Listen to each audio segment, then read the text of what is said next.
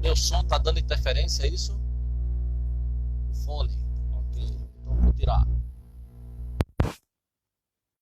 Pronto, melhorou agora? Só vou ter que falar um pouquinho mais alto. Pronto. Assim tá bom? Graça e paz, Aline. Patrícia Lima. Pastor Vanderlei chegou. Aleluia. Agora é para valer. Pronto. Aleluia. A Jesus toda a honra e glória. Todo louvor, toda a majestade, toda a adoração. Agora é para valer. Porque dele, por ele e para ele são todas as coisas. A ele, pois, a glória, desde agora e para todo sempre. Maranata, ora vem, Senhor Jesus. Amém. Aleluia. Agora sim.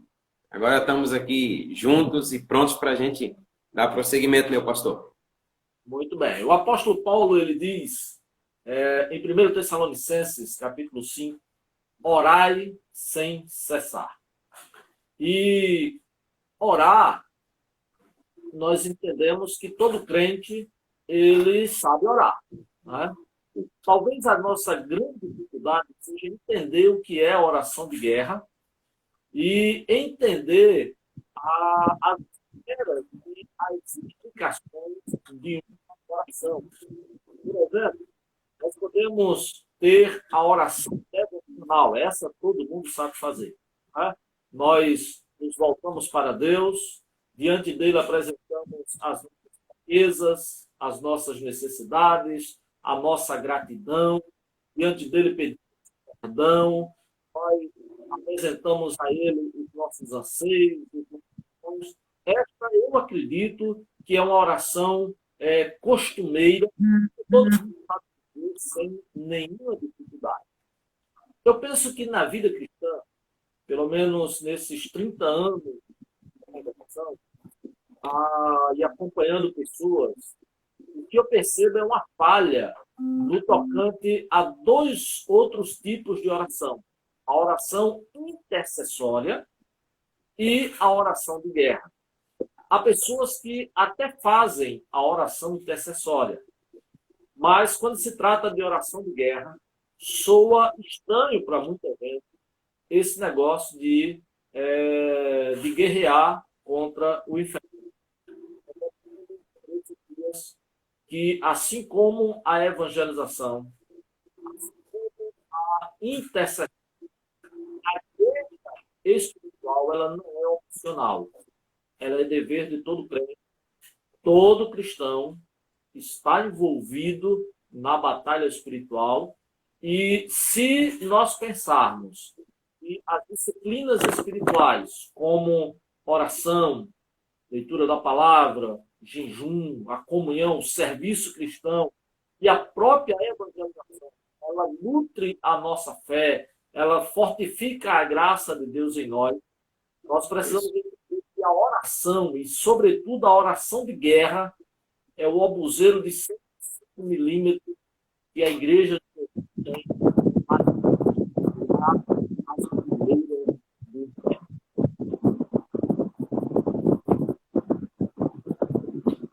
Isso mesmo, meu pastor. Isso mesmo.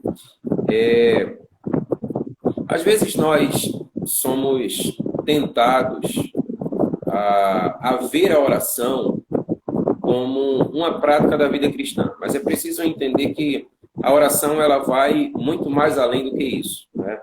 A oração ela é a própria vida, né, do cristianismo. Então não existe cristianismo sem uma vida de oração, né? E como o Senhor bem colocou aí, existem diversas facetas, podemos colocar assim, da oração. E talvez, de fato, a oração de guerra, né, ela talvez seja uma daquelas que mais tem sido deixado de lado, né? Eu acredito que isso não de uma forma proposital, mas, sobretudo, por uma falta de compreensão do seu lugar na vida do cristão. Eu percebo que é muito comum as pessoas, digamos assim, rechaçarem, né, a oração de guerra por não entendê-la de uma forma plena, né? Porque é muito comum na oração de guerra nós darmos uma palavra de ordem no mundo espiritual e alguns perguntam assim, mas como assim dar ordens a Deus? Quando na verdade não se trata de dar ordem a Deus, né? Mas se trata exatamente de nós nos posicionarmos no lugar que o Senhor nos colocou, conforme ele declara lá aos Efésios, nós estamos assentados nas regiões celestiais com o nosso Senhor Jesus Cristo, e então nós damos ordem no mundo espiritual ao reino das trevas, né? E aí é preciso nós compreendermos, né, de fato, o lugar dessa oração na igreja cristã, né, na nossa vida pessoal, na nossa vida particular, para que então nós possamos fazer o usufruto correto dessa oração.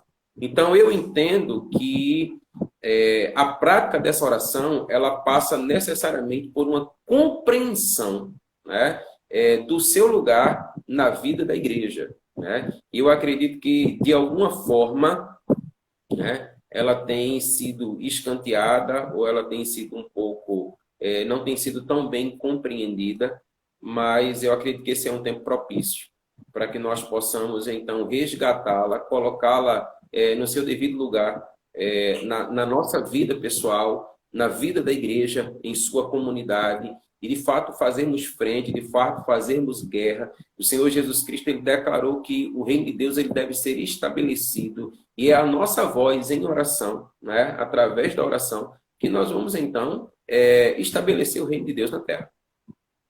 Muito bem. Pastor Paulo, participando aí conosco, ele escreveu que a oração é a parte visível da intimidade com Deus. A gente fala da oração, essa é a parte visível de Deus. E quando eu penso em oração devocional, eu penso da oração que nós entramos no nosso aposento, no nosso lugar secreto, naquele quarto de guerra, e em intimidade, em segredo, estamos abrindo para a oração. Quando a gente fala de oração de guerra, a gente está falando de algo que vai além dessa oração que expressa e revela a nossa comunhão com Deus ou a nossa intimidade com Deus. De fato, quanto mais intimidade com Deus, mais autoridade, mais poder para exercer a oração de guerra. Mas dentro dessa temática, a oração de guerra, eu gostaria de esclarecer para os nossos amados duas coisas fundamentais que regem o mundo espiritual. Tudo que acontece no mundo espiritual, ele reflete no mundo material. E tudo que acontece no material, ele reflete no mundo espiritual para nós. No mundo espiritual, olhando do ponto de vista terrestre, se move atos de palavras. Então, atos de palavras. Atos, seja o reino da terra, seja o reino de palavras, que firmam aquilo que está sendo executado. A gente tem alguns exemplos no ponto de vista bíblico, profético. A gente tem um exemplo de Eliseu, né? Penso que um dos profetas que mais utilizou atos proféticos, né? A palavra, ela tem sido usada de muitas formas. Eu lembro que quando Moisés estava diante do Mar Vermelho, então pronto, aqui, né? Eu lembro que quando Moisés estava diante do Mar Vermelho, então está chiando. Não sei se é o meu ou se é o seu. Eu estou tendo um pouco de dificuldade de lhe ouvir. Em alguns momentos tem partido e eu não consigo compreender muito bem aquilo que você está falando.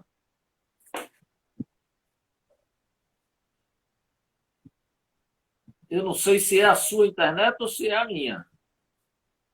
Aí eu também realmente não sei informar. Eu só sei que às vezes o raciocínio ele não chega completo para mim. Ok, mas no mínimo a gente coloca no YouTube depois e o que precisar a gente escreve lá. Amém. Vamos lá.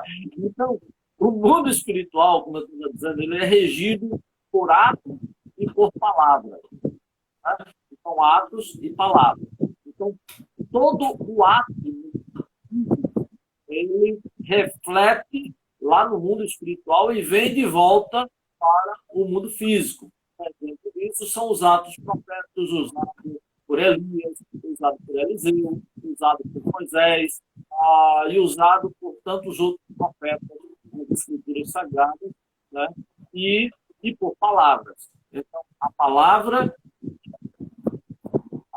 é essencial. Né? Tudo aquilo que sai da nossa boca, nós vamos prestar conta ao Senhor. E oração é palavra. Uma oração que eu nunca entendi na minha vida, tá? E eu confesso que eu até a fiz, é a oração do pensamento. Tá? Eu não sei exatamente em que lugar nós encontramos apoio na questão da oração do pensamento.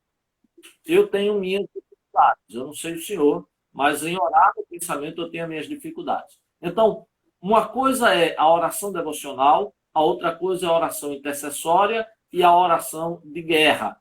Isso envolve muitas vezes atos e, sobretudo, palavras. Sim, sim. É interessante você falando sobre isso, porque o texto que você usou logo no início, lá quando Paulo escreve aos Tessalonicenses, ele fala que nós devemos orar sem cessar e que nós devemos orar em todo o tempo, né? E que nós devemos orar no Espírito, né? E é interessante porque esse orar no Espírito, muitas vezes ele é entendido como orar no pensamento. E é preciso esclarecer que são coisas diferentes, né? Quando a palavra nos orienta a orar no Espírito, né?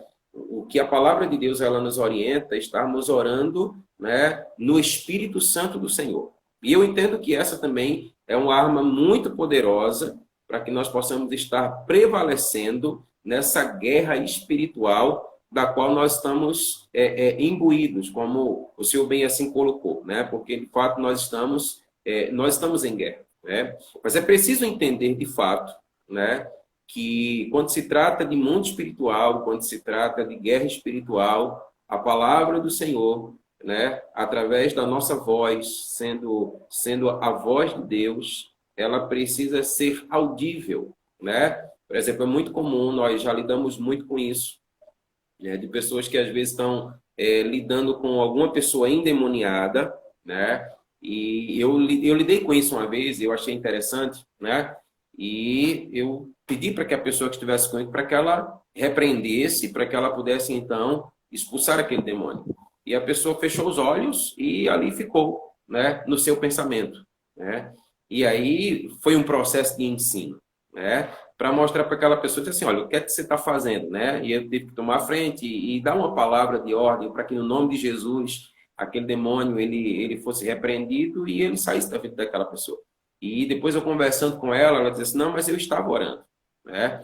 E aí aquele processo de ensino, de orientação, e dizer, olha, eu acredito que de fato até tenha sido uma oração muito sincera, mas o demônio ele precisa ouvir a sua voz, uma palavra de ordem, uma palavra que possa ordená-lo para que ele possa deixar aquela vida no nome de Jesus e que possa então ir ao lugar que o Senhor mesmo assim determinar. Então eu percebo, meu pastor, que muitas vezes essa é uma realidade muito presente, né? A verdade é que muitas vezes nós não sabemos como lidar nessa guerra espiritual na qual nós vivenciamos dia a dia, né? Então, certamente você já deve ter passado por uma experiência semelhante, né? Ou algo que de fato possa corroborar com isso, né? E aí você pode compartilhar conosco e trazer uma palavra nesse sentido de esclarecimento para a vida da igreja, daqueles que estão conosco. Verdade. Eu quero ressaltar o seguinte: há uma diferença considerável entre a oração devocional, a intercessão e a oração de seus diversos tipos. Tá bom? Então, a oração devocional pela Deus. Eu e Deus. A minha oração devocional, ela me liga diretamente ao trono de Deus, e dele eu recebo toda a graça, e dele eu recebo toda a nutrição, e dele eu recebo toda a orientação para seguir a minha vida cristã. A oração devocional faz parte da vida. Isso nós sabemos fazer em termos de dificuldade. Eu aqui vou pontuar essa questão da oração perseverante, aonde eu já ouvi diversas pessoas, inclusive daquelas que vê demônio em tudo, tá? Porque falar de batalha espiritual aqui não é ver demônio em todo lugar, tá? Então, há uma situação de uma certa forma. Eles veem demônios em tantos lugares que eles não conseguem mais perceber a graça nem a presença de Deus. Tudo é demônio, está tudo demonizado, tudo demonizado, né? E isso é um perigo, nós precisamos ter equilíbrio. Então, eu já ouvi algumas pessoas dizerem, por exemplo, que oram no pensamento para que Satanás não escute a oração e impeça ela. Tá? E são contextos completamente opostos, completamente diferentes. O diabo, ele anda em derredor. Ao nosso redor está o anjo do Senhor. O diabo, ele não tem poder para interferir na minha comunicação com Deus. O que pode impedir uma oração chegar diante da gloriosa presença de Deus ou sofrer interferência do diabo, e eu sei que algumas pessoas vão levar em consideração Daniel, tá bom? E eu vou falar disso daqui a pouco, se a gente tiver tempo, mas o que pode impedir a minha oração, a sua oração, de ser aceita diante de Deus, respondida diante de Deus, pode ser pecados não confessados, e aí Isaías 9, porque ouvidos do Senhor, nem as mãos do Senhor, os ouvidos não estão tapados, a mão não está encolhida, mas as vossas iniquidades fazem separação entre vós e o vosso Deus. Tá? Então, o pecado, ele pode impedir a oração, e uma coisa que muita gente não percebe, e é um grande perigo, é a relação conjugal. Tá? A palavra do Senhor diz que as orações elas podem ser impedidas dependendo de como esteja a relação conjugal. Então, o cônjuge, ele é responsável, ambos os cônjuges dentro do casamento são responsáveis para que as orações elas cheguem na presença do Senhor. Por isso que muitas vezes, e aí eu vou falar de mim, né? Eu disse no encontro, como chama o nosso encontro de casais? Entre eles, entre nós. Como é que Entre nós. Entre nós. Eu disse no entre nós. Né? Muitas vezes eu me achego assim atrás da pastora, diante daquelas DRs. Não é porque eu sou, não é por isso ou por aquilo, é porque eu sou sabido. Né? Eu não quero que as minhas orações sejam perdidas. Né? Porque você já pensou, um guerreiro, eu não quero aqui puxar sardinha, mas um guerreiro como nós, que estamos de frente, e batalhamos, que enfrentamos o diabo todos os dias. Ficar com as orações impedidas é suicídio, é um tiro no pé, verdade? Então, essas questões, elas podem impedir, ó. A pastora está aqui do outro lado. E ela ainda agora falou naquele teste. Né? Naquela teste, ela falou. Né? E eu estou dizendo, na live é ao vivo. Você quer chegar aqui pertinho? É bom a gente falar quando ela está ouvindo. Então, essas coisas podem impedir a oração de ser respondida, tá certo? Essas coisas podem servir como bloqueio. A falta de perdão, por exemplo, né? Ela pode impedir as orações, mas ela não vai ser interferida pelo diabo ou por qualquer que seja o principado ou demônio, e mesmo que você venha citar Daniel, tá? Porque o diabo não tem mais nenhum poder contra o povo de Deus. A palavra do Senhor, é verdade, pastor Paulo, que estreito, né? A palavra do Senhor, ela nos ensina que Cristo, ele destruiu o poder do diabo, ou seja, ele aniquilou, ele tornou nulo, ele esfarelou qualquer poder, qualquer domínio que o diabo tenha. Na verdade, quando nós estamos na presença de Deus e quando nós fazemos guerra contra ele no poderoso nome de Jesus, quando nós nos utilizamos das armas espirituais que o Senhor nos confiou, que o Senhor nos ensinou a utilizar, a única coisa que resiste ele é bater em retirada, é cair prostrado com face no chão por causa do nome de Jesus, é se dobrar, é se curvar, é cessar o ataque, é fugir, porque o povo de Deus, o povo tem poder e autoridade dada por Cristo para pisar escorpiões, serpentes e toda a força do maligno. Quando Daniel ele teve aquele impasse com o príncipe da Pérsia, né? Ali o Senhor Jesus ainda não tinha ido e ainda não tinha destruído as obras, a ação, o poder do diabo. Então nós precisamos entender que o tempo agora é outro. O contexto agora é outro, completamente diferente. Ok? Isso mesmo, é isso mesmo. E é interessante a gente notar o seguinte, eu quero voltar um pouco àquela questão que você bem falou acerca da oração no pensamento, né? E como você mesmo colocou, muitas pessoas acabam dizendo assim, não, eu vou orar no pensamento, porque se eu orar no pensamento, o diabo ele não tem como interferir na minha oração, né? E isso, de alguma forma, isso demonstra um certo receio, um certo medo, né? Por uma intervenção do reino das trevas, exatamente nessa comunhão com a verdade. O que nós precisamos entender é que, de fato, quem tem medo, né, é exatamente o diabo. Que nós possamos nos posicionar e assumir o lugar que, por Cristo, né, foi conquistado em nosso favor lá na cruz do Calvário. Né? Então, nós precisamos, de fato, assumir esse lugar. Porque, como você bem colocou, o nome de Jesus, ele é poderoso. Né? Nós sabemos que num enfrentamento ao reino das trevas, Satanás e os seus anjos, né, eles certamente se oporão à igreja do Senhor. Sempre foi assim desde o princípio. Né? Em uma batalha estabelecida, uma batalha ela é travada. Então, a resistência ela se estabelecerá. Nós vamos ver nos evangelhos, né, que existiam demônios que quiseram resistir ao próprio Senhor Jesus Cristo.